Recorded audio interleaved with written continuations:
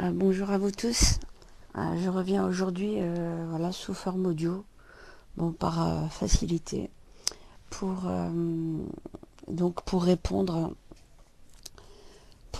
donc justement par rapport à la vidéo précédente concernant la sexualité en islam et surtout les critiques que je faisais quant à la, comment dire, les questions que l'on rend tabou au niveau de la sexualité, mais aussi de l'omission de la parole de la femme musulmane dans la sexualité par les savants, finalement, qui nous confisquent, comme je disais, la parole. Et tout simplement, pourquoi? Parce que déjà, même dans les écrits que je vous avais donnés comme référence, par exemple, le jardin parfumé euh, de Nefzaoui, quand on lit comment dire, quand on lit le livre, on se rend compte que ça va vraiment dans tous les sens. Il y a de la débauche, mais c'est surtout aussi comment dire, ce qui était intéressant de savoir. Même moi, j'ai été très surprise d'ailleurs. Je m'attendais pas à ça. Donc, c'est-à-dire qu'en fait, le prélude qui avait été fait, la blague, c'est de voir comment les tendances se sont totalement inversées. C'est-à-dire que en Occident, enfin, en Europe, on était beaucoup plus prude, beaucoup plus sentimental, beaucoup plus chaste d'ailleurs, que la sexualité musulmane que l'on avait déjà dans le monde musulman, au Maghreb ou ailleurs, chez les musulmans, d'une manière plus globale, c'est-à-dire indépendamment du fait d'avoir été des polygames, euh, donc il y avait aussi les servantes dites esclaves, mais bon, pour eux, le terme esclave n'avait pas la connotation qu'on en donne aujourd'hui, donc c'était plus comme vous diriez des gens qui font partie de la famille au père, qui travaillent, qui servent un peu comme ça. Et quand il y a des désirs sexuels, on va les assouvir aussi avec eux parce qu'ils nous plaisent.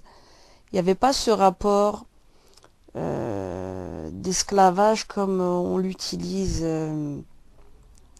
comme on le voit de nos jours. C'est pas du tout cette relation qu'il y avait chez les musulmans. Quoique ensuite, ça s'est durci, parce qu'à la base, l'esclavage n'existe pas en islam. Un exemple concret, Bilal, qui était un esclave, l'islam est venu pour le libérer. C'est pour ça que je dis que on n'applique pas l'islam tel qu'il se doit et que tous les pseudo-savants qui nous parlent et qui arrivent ne serait-ce qu'à la Mecque aujourd'hui, en Arabie Saoudite, tolérer l'esclavagisme moderne, c'est-à-dire des populations des Philippines, des dames au pair indonésiennes, qui les traitent comme des moins que rien. Ça, c'est inadmissible et inacceptable, et même injustifiable pour tous les musulmans du monde de cautionner cela. Mais quand je dis de cautionner, on ne cautionne pas qu'avec sa langue. On ne cautionne pas aussi avec les actes. Et il faut être intègre. C'est pour ça que quand je dis je boycotte le Hajj, c'est une manière concrète d'appliquer comment dire, le fait déjà de ne pas les reconnaître, de les sanctionner dans leur comportement, de ne pas enrichir des despotes, de ne pas enrichir des esclavagistes qui vont faire la guerre à travers le monde entier, qui nous font aussi bien une guerre idéologique et qui sont au niveau des hautes échelles étatiques là-bas en Arabie Saoudite, à la botte des Américains, des intérêts américains, pour nous avoir vendu le salafisme et le wahhabisme à travers le monde. Donc, c'est un outil de domination, la religion, et donc il faut faire vraiment la distinction entre la foi musulmane, la notion de foi, et la notion du clergé islamique que nous avons aujourd'hui, qui nous utilise au nom de la religion pour finalement nous infiltrer la religion, nous la polluer. Parce que la religion musulmane, à la base, n'est pas comme ça. Or, maintenant, pour revenir donc sur la sexualité, quand je lisais même dans les écrits de Nefzaoui, j'étais choquée. Le gars, il utilisait des termes que l'on attribuerait aujourd'hui comme super vulgaires. C'est-à-dire, je vais vous les dire, faut pas avoir honte, puisque eux, déjà en leur temps, c'était comme si vous disiez aujourd'hui le sexe de l'homme, le sexe de la femme, comme on dit le pénis, le vagin. Et ben pour eux, c'était quoi? C'était, il dit, le zeb pour l'homme et le zouk pour la femme, pour dire le vagin et non l'arrière, comme on aurait tendance à le croire.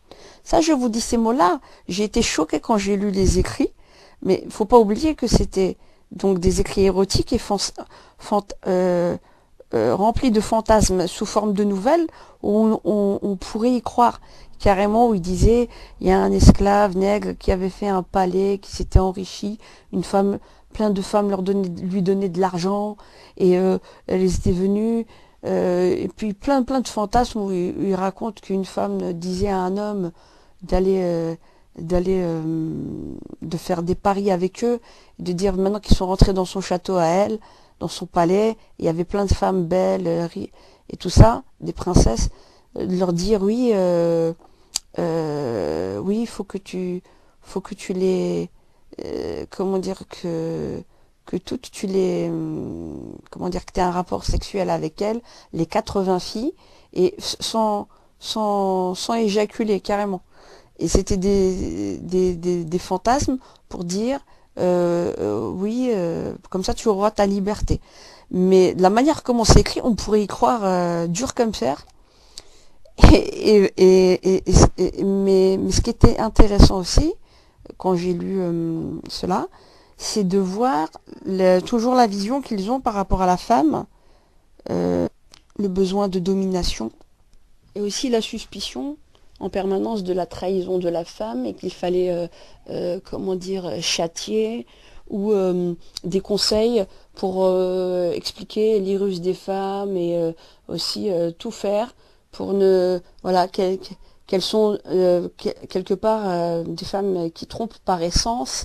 C'est toujours la vision qu'on a aujourd'hui, en fait, l'homme qui a toujours besoin de se rassurer et qui en fait projette ses propres, entre guillemets, je vais vous dire, sa propre bâtardise sur les femmes. C'est-à-dire, aujourd'hui, qu'est-ce que l'on a? Il n'y a rien qui a changé. C'est-à-dire, l'homme peut toujours se permettre tout et n'importe quoi. Et on viendra nous arguer dans notre inconscient collectif que puisque c'est un homme, que ce n'est pas vérifiable, qu'il était le sexe fort, c'est à lui que reviennent toutes les femmes, et que ce n'est pas très grave, question d'éthique, qu'il aille dépuceler plein de filles à droite à gauche et faire du vagabondage sexuel, mais en aucun cas que le gars sera cocufié, que il vienne exiger en fait quelque part que la femme, elle, soit chaste, qu'elle n'en ait que pour lui, mais lui il va butiner chez d'autres filles et toucher à l'honneur donc des autres familles. Et toute cette vision injuste, qui n'a rien à voir aussi avec l'islam, même bien que les écrits donc, de Nefzaoui, mais c'est des choses qui sont latentes et récurrentes dans toute la tradition musulmane, parce qu'en réalité, si on analyse bien, le sexe fort, c'est la femme, ce n'est pas l'homme. L'homme est le sexe faible. C'est parce qu'il a peur de la femme et qu'il a peur de ne pas contrôler ou dominer, qu'il est aussi virulent à son égard, et qu'il est aussi virulent et soupçonneux, parce qu'il connaît lui-même sa propre faiblesse. C'est lui, l'homme, c'est le vrai sexe faible. Ce n'est pas la femme. Bon, je vais m'arrêter. Je vous laisse bien méditer quant à la question.